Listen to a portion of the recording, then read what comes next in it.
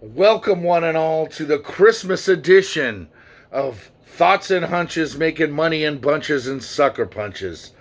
Your boy Stony back for the Christmas edition. I just got off an hour and a half Zoom call with my family back home, and it was great to see them all on the big screen and on TV and talk to them all and tell them how much I miss them while I'm uh, 2,500 miles away. Anyway, hope you guys are all enjoying your holiday, and it's a time of year where we should all be thankful. So I want to start by welcoming all these fine gentlemen, scholars, and decent human beings. Oh, wait a minute. That's the wrong video. I didn't mean that. Of course I didn't mean that. None of you are gentlemen, none of you are scholars, and none of you are decent human beings. You're lowlifes, you're hoodlums, you're scumbags, you're hustlers, you're fienders, you're degenerates, and that's why you come back for more. Episode number 15 of this wonderful, wonderful video land that I've taken you on the course of at 60.8% total overall, all of my picks since we started. We're going to run through some numbers before we get to the spreads for this week. Real quick, last week, NCAA basketball, 9-5-1. Solid numbers all the way around. We'll take that every week. 9-5-1. Good numbers. Now, that actually dropped our percentage for the season down to a shade under 73%, which is just stupid good. That's Hall of Fame. That's GOAT status right there, 73%. Anyway, there's a long way to go in college basketball, and those numbers will level out, believe me. But 9-5-1 last week in NCAA basketball. Last week NCAA football, thanks to Houston blowing it today in the bowl game, in the New Mexico Bowl against Hawaii, we went 11-10. So, I mean, that was a big swing game because 12-9 is a whole hell of a lot better than 11-10. So we went 11-10. We went 3-3 in the bowls. So it could be worse. Could obviously be a lot better. But we lost our first two bowl games. Then we lost the last one, but we won 3 in a row in the middle there during the week. So anyway, 11-10 last week. 75-48-1 on the season, and NCAA football. That's a shade under 61%. Top notch again, can't beat that. NFL, we went 6-5-1, ho hum, big deal. We don't make a lot of money in the NFL, but we don't lose a lot of money either. 50-40-2 on the season at 55%. So, okay, not great, but definitely in the black. All numbers in the black. Everything is pointing to a big weekend, a Christmas weekend. Christmas is tomorrow. I hope you all have a great holiday and you all enjoy yourselves and you all get busy. So let's get busy on it right now. NCAA basketball style, starting on Christmas Day. There's only 4 games. They're all Big Ten matchups. So what we're going to do is we're going to give you all 4 games and all 4 totals, so you can play eight games tomorrow if you like. The spreads aren't out for Saturday's games, so we're going to skip this Saturday, right? And we're going to go full board next week.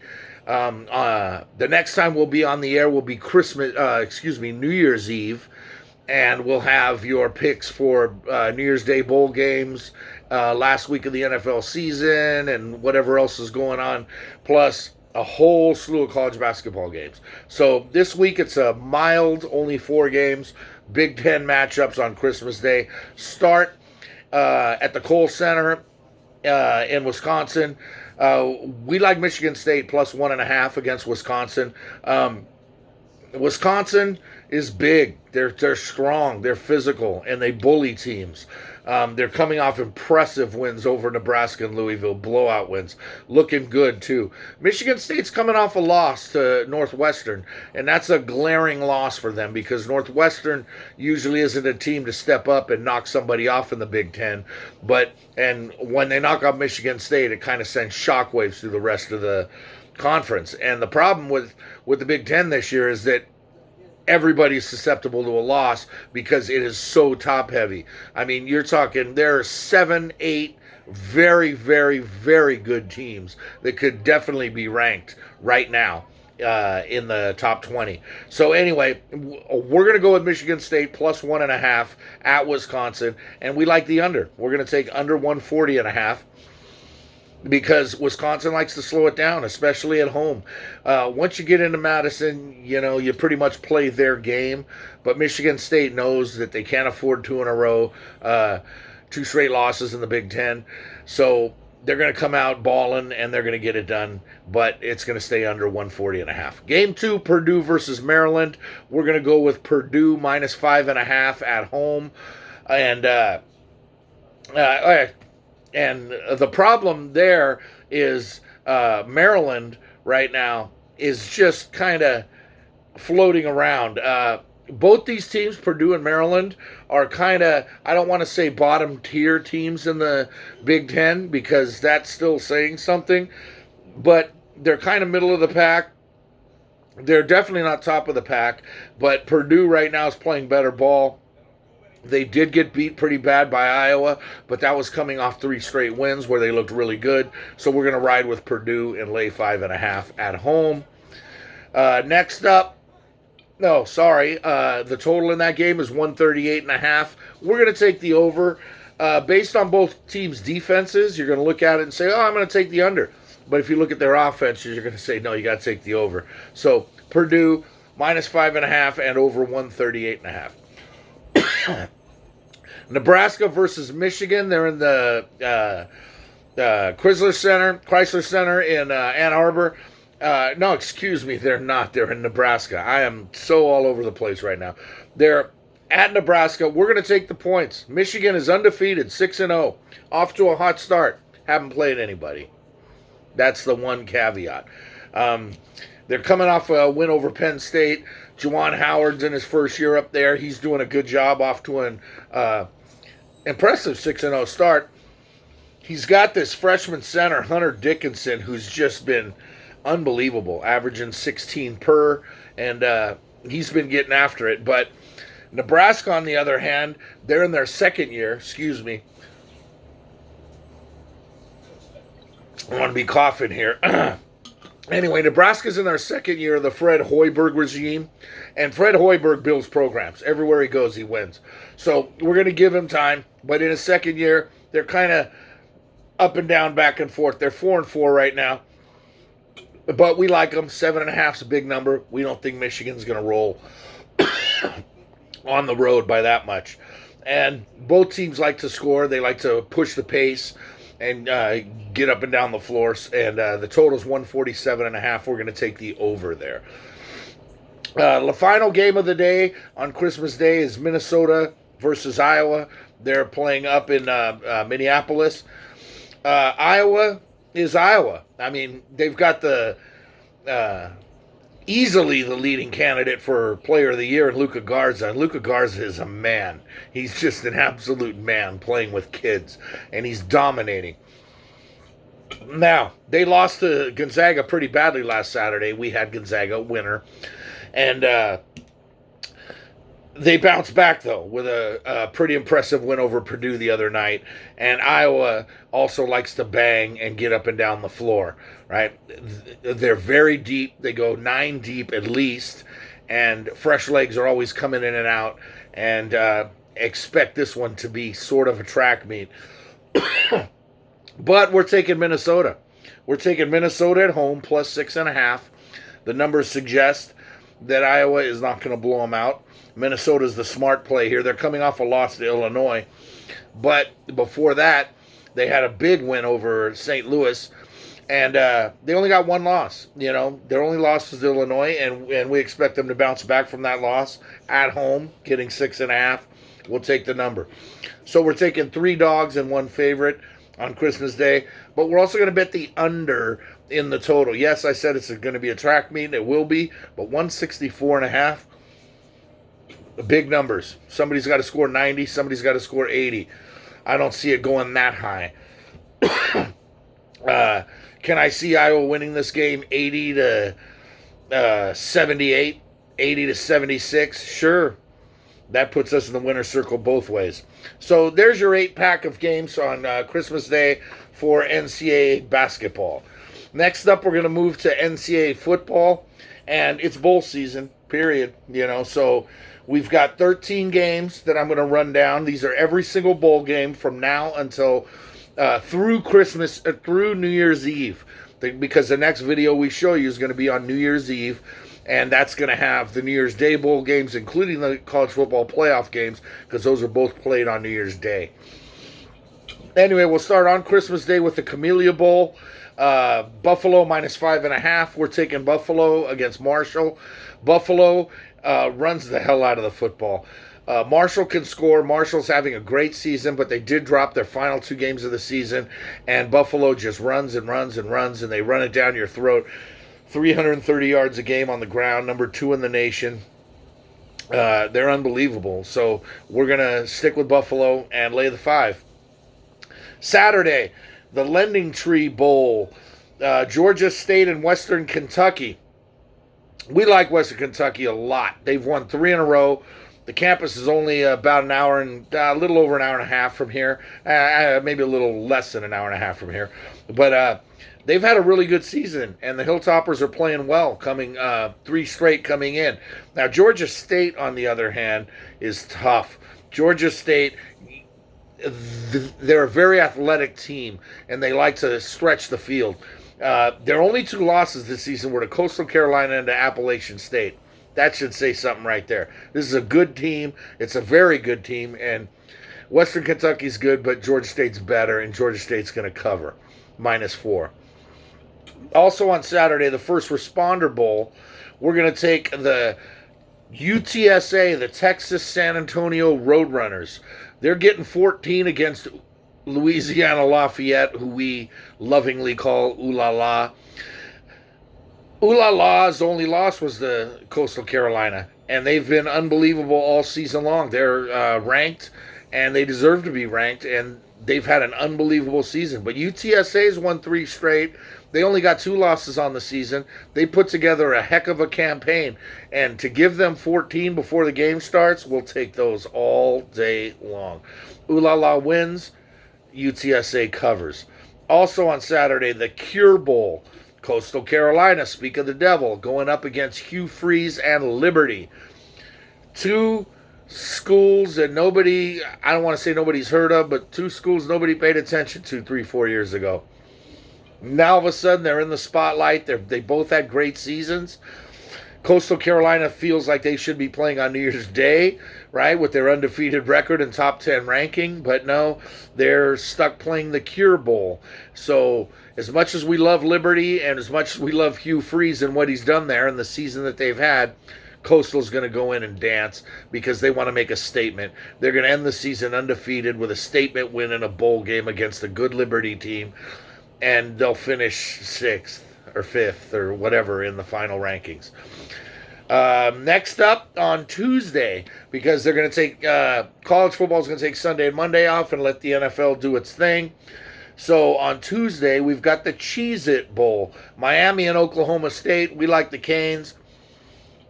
My sources in Pembroke Pines, Florida, tell me that Miami's the most fraudulent team of all time. They play great against shit teams. They don't play well against good teams. And they have these gaudy records that just don't seem to mean anything. So they're telling us to take Oklahoma State. No, we're not. We like the Canes. Something about this game right here just doesn't really add up. De'Ara King's going to end the season on a high note, and the Canes will get the win outright as 2.5-point dogs. Alamo Bowl also on Tuesday night. Colorado and Texas. We're going to take the Buffs plus 9.5. Take it easy, Horns fans. Hook 'em. I know, I get it. The game's in the Alamo. It's in San Antonio. It's in Texas. They're going to have a crowd advantage. Texas is overrated. Good team. Had a good year. Put together some good wins. But Colorado, I like the way that they're playing right now. 9.5 is also a big number to lay in a bowl game. Could Texas win this game by 3 touchdowns? Sure. Not going to happen, though. Texas wins. Colorado covers. Take the 9.5. Moving on to Wednesday, we've got the Duke's Mayo Bowl. Yep. Believe it or not, there's a bowl game called the Duke's Mayo Bowl. Iowa and Missouri, we like Iowa. Missouri has been way too unpredictable. One week they look awful. The next week they look like world beaters. They could be world beaters and come out and beat Iowa, but they won't. Iowa's a 2-touchdown favorite, and we're going to lay every bit of it and watch Iowa just physically manhandle them because they're bigger and stronger than Missouri. Iowa minus 14, lay them. Wednesday, Cotton Bowl, Florida versus Oklahoma. Big matchup. Two blue bloods, two very good programs that have been in national title hunts for years. Neither one of them are this year, although Florida thinks that they belong, but they don't. Two very good two-loss teams from the Big 12 and the SEC. We're going to take the Gators and lay the 3. Oklahoma has run the table since they had that shitty start and started 1-3, and they've got it together. But Kyle Trask knows that it's Heisman season. A lot of eyes are on him. He puts together a really good showing here in the bowl game. He could be the number one, he could be the second quarterback taken in the draft after Trevor Lawrence. So he knows there's millions of dollars riding on what he does in this bowl game. So we're going to take the Gators and lay the 3. On Thursday, New Year's Eve, we got 4 games on New Year's Eve. I love it. We also got 4 or 5 on New Year's Day. But on New Year's Eve, we're going to start with the Armed Forces Bowl, Tulsa versus Mississippi State. We're going to take the Golden Hurricane. Tulsa has finished the season strong. They put the fear of God into Cincinnati last week in the championship game of the AAC. But Cincinnati's undefeated, and Cincinnati feels like they deserve a spot in the college football playoff. But Tulsa gave them all they can handle. And Mississippi State's been way too unpredictable in Mike Leach's first year down there in Starkville. And we're going to take Tulsa. We're going to lay the 2.5 and watch the Golden Hurricane dance. The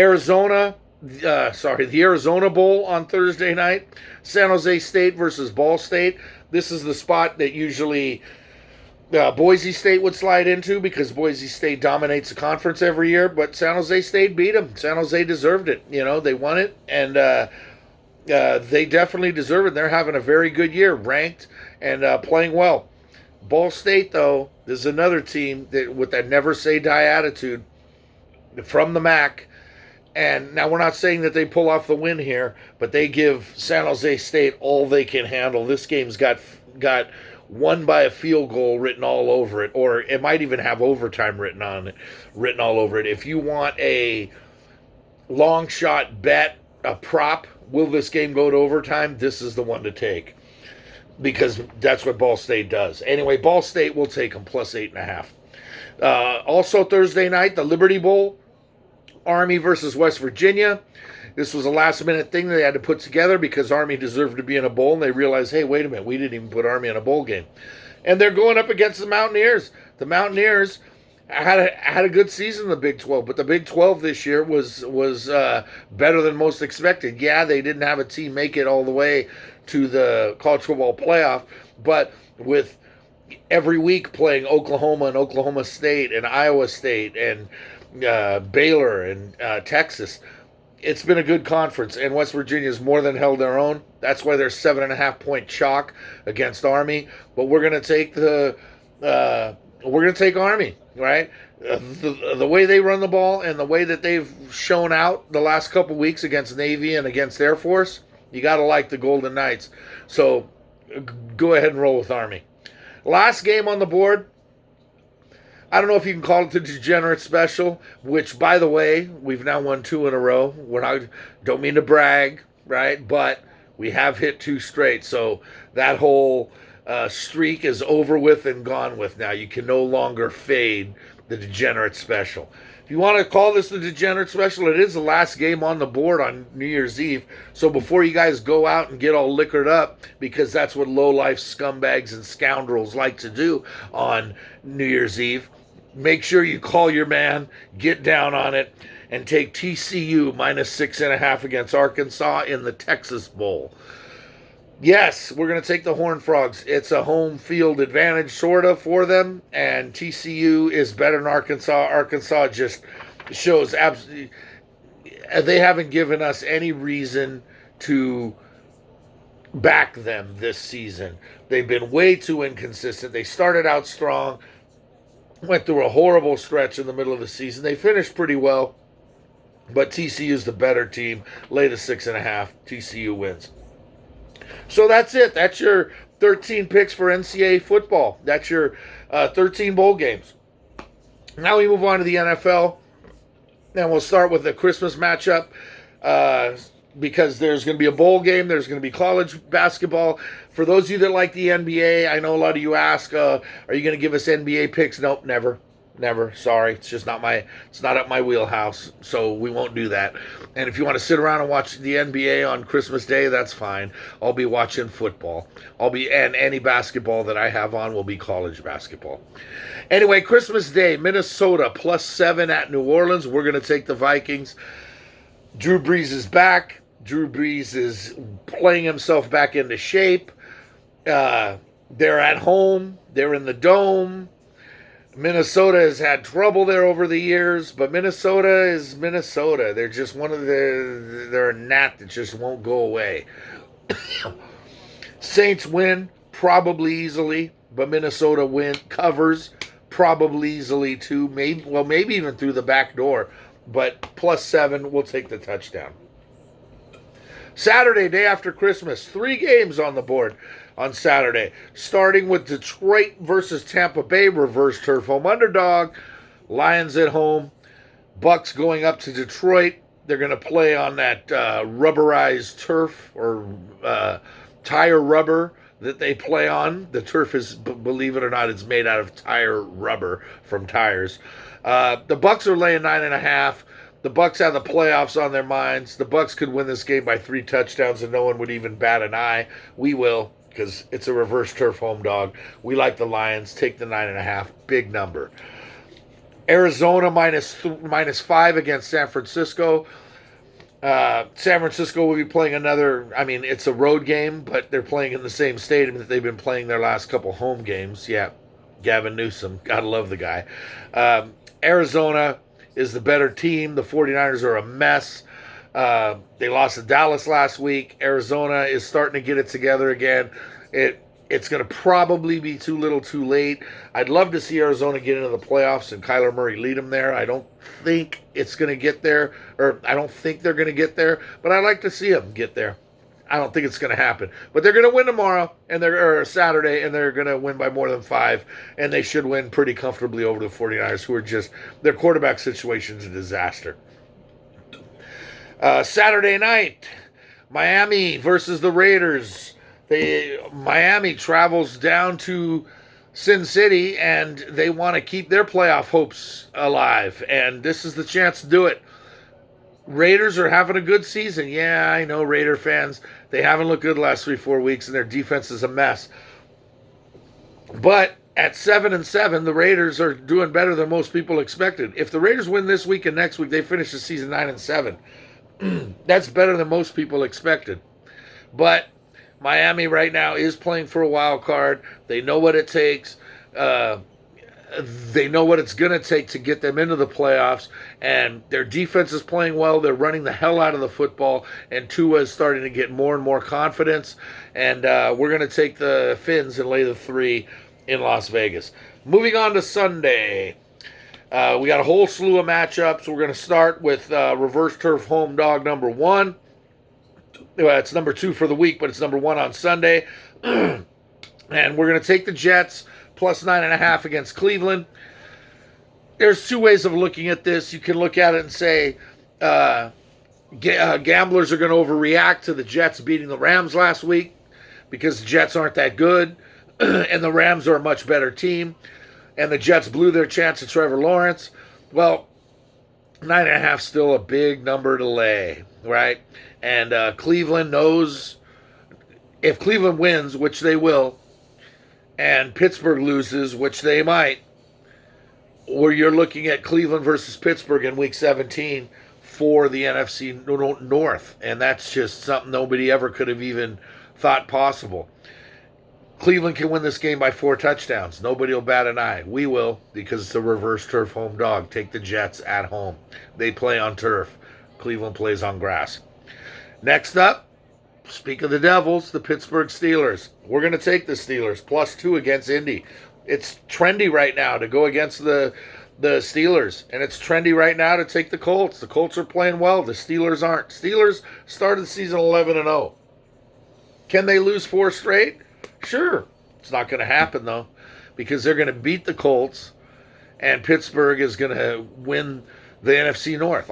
That's all they got to do is beat the Colts, and the Week 17 game against Cleveland won't even matter.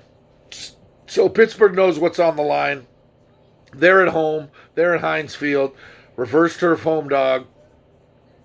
Real quick, I get a lot of messages from people saying, what's a reverse turf home dog? So I got to keep explaining it. So for those of you that know, cover your ears for 10 seconds. When a team is favored on the road and they play on a different surface than the city that they're going to, that's a reverse turf home underdog. You take the underdog every time, and it hits at a 60% clip. Last week it went 2-2-1. So it was good, it was bad, it was kind of whatever. But anyway, Pittsburgh is reverse turf home dog number 3 of the week, and there is one more coming. Next up, Baltimore, -10.5 against the Giants. Giants still holding out hope that they might have a chance to win the NFC East with the Skins. The Washington Football Club. Washington's in position. They're going to win that division. The Giants are okay, but the Giants, Daniel Jones is kind of all over the place right now. And Baltimore right now is really, really playing good ball. I don't see any way they're going to slow down Lamar Jackson. And I see I see Baltimore hanging 35 on the Giants, even with that good defense. Denver +3.5 at the LA Chargers. This is a pick almost out of pity. I don't know anybody that doesn't kind of deep down inside root for the Chargers, because the Chargers are just the Chargers. They don't give you any reason to hate them, right? Because they're never really that good in order to hate them. They've never won a Super Bowl. They've only been to one where they were ceremoniously blown out. And the last couple of years, it's just been one bad beat after another with them, and they just keep inventing ways to lose. Well, they're 3.5-point favorites here against the Broncos. We're going to take Broncos 3.5. And if the Chargers win, let's hope it's by a field goal. Finally, the last reverse turf home dog of the day is Dallas. We're going to take Dallas again. They won last week as a reverse turf home dog. They won outright against the 49ers. This time they get Philly coming to town. Philly's laying 2.5. And we like the Cowboys. I mean, why not? There's already whispers that Ezekiel Elliott's contract is turning him into a bust, and he's a total mess right now. But we still like the Red Rocket. And Dallas is, their defense is awful. And I don't see Jalen Hurts going in there and picking them apart. It's just not going to happen. Dallas +2.5 reverse turf home dog. Rams versus Seahawks. Why pick a winner? No need to. Let them duke it out and fist fight each other. Rams have a great defense. Seattle's got a very good defense, which has improved from the disaster they were after 7 or 8 weeks. The last 6-7 weeks, they played really, really, really well. I don't see how this game goes over 47.5. We're going to take the under and let these two defenses just kill each other. Finally, Sunday night, we're going to take both sides. Green Bay versus Tennessee. It's the best matchup of the week. You have the number 1 versus the number 3 scoring offenses in all of football going at it. So fireworks are going to fly, you know that. Even in the frozen tundra where they're expecting snow on Sunday night. So yes, Sunday night football, there will be snow in Green Bay, and the Titans are heading up there, and this is going to be a matchup. It's going to be Aaron Rodgers flinging the ball around. It's going to be Ryan Tannehill trying to keep up with Aaron Rodgers, and it's going to be the Green Bay Packer defense trying to shut down King Henry, who they're going to see plenty of, especially if it's snowing hard. So King Henry, we're going to take the Titans. We're going to take 3.5, and that hook is huge. If it's at 3, I mean, you can still take them, but if the line moves to 2.5, I would definitely lean towards taking the pack, but 3.5 makes a very, very big difference. We like Tennessee. We're going to take the number. And we just told you the game's going over. Both teams will score into the 30s. Packers win 32-30, and everybody's happy. The total's 56, by the way, so go ahead and bet the over. So there you go. There's 29 picks for a Christmas weekend, Christmas 2020, for all my favorite fienders and scumbags, right? That's what you guys are. You guys love it. You guys wear that like a badge of honor and are proud of it. I'm a fiender. Stoney called me a fiender, and you are a fiender. So anyway, 29 picks for Christmas weekend, 12 college basketball, wait a minute. Why I'm kind of all over the place right here. That doesn't sound right. It's not 29. It's 13, it's 8, and it's 12. So, no, that's actually 33 picks because we've had both sides of both college basketball games. So it's 8 college basketball, it's 12 NFL, and it's 13 NCAA football. So 33 picks for the week. Anything over, let's say 18 is kind of 18 and 15, whatever. 19 and 14 makes a statement. 20 and 13, then you really, if we can get into the 20s, then we're starting to look at a really, really good week.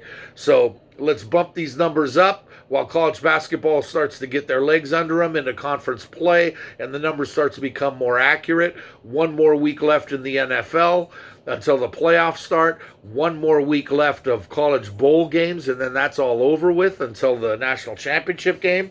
So this is the time right now because NFL season's winding down, college football is winding down, and NCAA basketball is ratcheting up.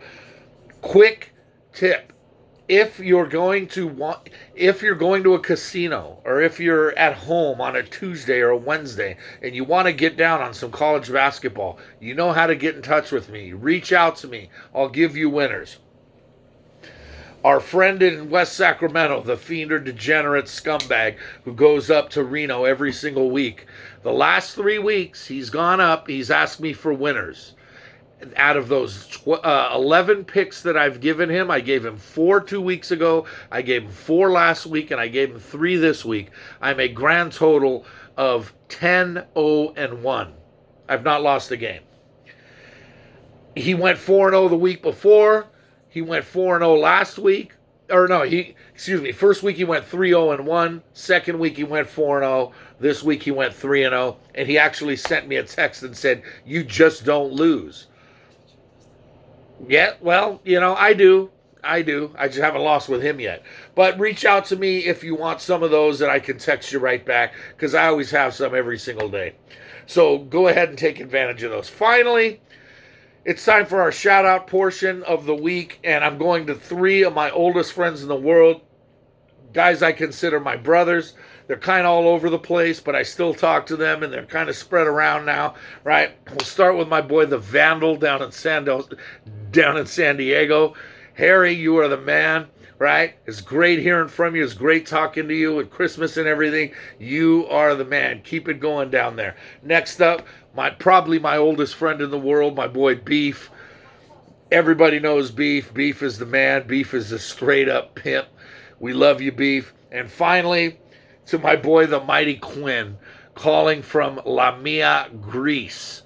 Yes, touched bases with him last week, and it was fantastic to hear his voice. My brothers, keep listening, keep spreading the word of this little show I've got going on, and continuously giving out winners. If people don't like to make money, that's fine. That's on you. Go ahead and get a job and, work 9 to 5 like I do. Everybody's got a job, but you know what they say about money won? It's twice as sweet as money earned. So that's it for me on a Christmas weekend. Once again, you all have fun with your families. Enjoy yourselves. Have a great weekend. And remember that if you want to make any money, you got to bet some money. So bet big, win big, and good luck to you.